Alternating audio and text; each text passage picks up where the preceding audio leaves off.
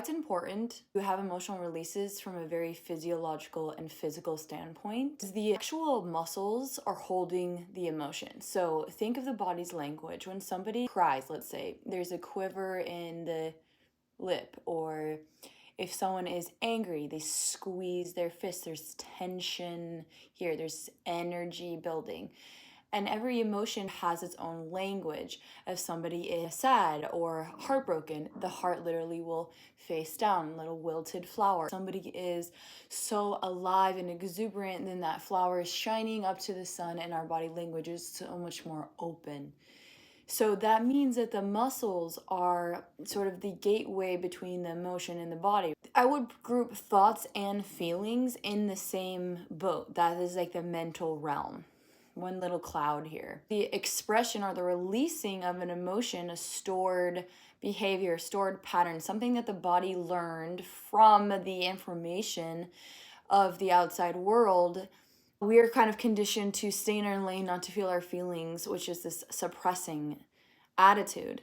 And so they end up being more explosive. There's a river, something's blocking that river, and things keep getting stuck on whatever that is. And so it builds and builds and builds, and you have this momentum. So when people first start dropping into their body, it can feel sort of like intense. It really makes me stoked to see someone in a yoga class having an emotional release, but oftentimes it's not the space where I'm going to go come in there and comfort that person, because they need to move that energy. Somatically speaking, just moving the body where we hold the grief is really all you need to do. You can map out all the sun salutations you want, but if we're not actually listening to our body and allowing that energy to move as it needs to, because we're all so different, right? We've all had such different experiences. Our bodies are all storing our pasts, moving through poses. You're activating your whole body. Yes, everything is getting sort of touched up on.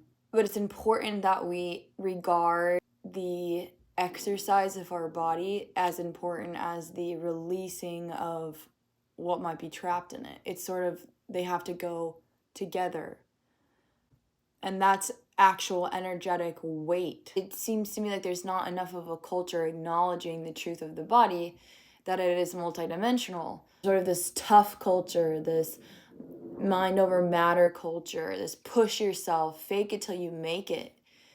And that might work in a temporary gain situation, but to actually come to true health and wellness, come home to the body, is the best pathway to healing, or even our psychology, mental realm. The mind has to sort of take a seat to the body, because the body has the wisdom. And if we want to get past just the temporary gains of finding our abs to look nice, if we want a life where our abs look nice because our soul's on fire for the love of all that is, we have to move what is in our somatic experience and shake it out. So simple stuff like, if you have a heartbreak that's going on, literally move your heart around, move that energy, and let the muscles twitch and move things that you maybe haven't always moved before. Get outside of the lines, because the muscles will take those paths that worked for them before, just like the mind. And so we have to just sort of move in outrageous ways that we maybe haven't moved before, to get to that complete holistic wellness that includes the mind, body, and hopefully spirit, because the spirit comes from the emptying. Once our vessel's empty, once the emotion has passed through, we've dealt with the trauma, minding you that it's cyclical and things come back, so don't ever be discouraged. But when we come to that trinity, that collection of all that we are, we're actually able to empty our vessel, so that spirit, that soul of you, the truth of who you are, can come into the vessel, instead of having it being filled with old ideas and old feelings.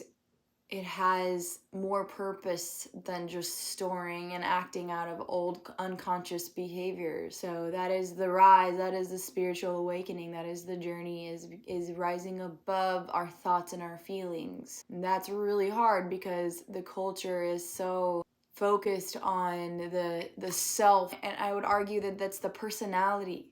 We're so focused on creating this image, what that does is it suppresses the realness of you, because the realness of you is wild and feels things like a kid. Like, no one's questioning if a kid just needs to just do crazy dance just to move some energy around. It's not like, it's like, oh yeah, it's a kid. We aren't not that. In fact, we actually have more sometimes energy that's flowing through our bodies, because life is hard when you have to be responsible, right? So even more of a reason that we need to do crazy dance moves whenever we need to, or we need to just take a moment to allow tears to come out of our faces, sacred tears, or we need to scream into our pillows. Like, little moments of realness and rawness, it makes it so you don't have to have as many of them.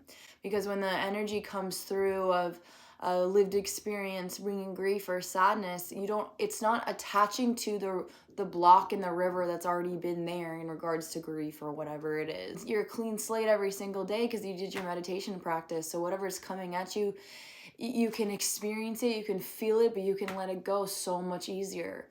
And then the physical body appreciates that. The physical body gets better because we heal the mental and the emotional body. I hope that brings some light to how you are so multidimensional, and that there's nothing that's out of your power when you combine all of you together. When you get on the team of your mind, your body, your heart, your soul, you're an unstoppable force, because we're no longer acting out of our unconscious behaviors.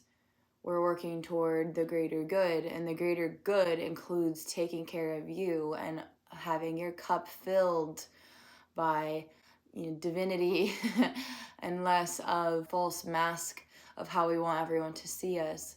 We can just ask from that still space to let that flow, volume up of flow, is that what flows through you is, it's just too good to be from your own humanness. That's all. It's so unexplainable that that's my best right now. It's just too good to be true, that it's not coming from the false reality, that ego self. It's coming from something that is devoted and can access discernment and love and compassion always, infinitely. So yeah.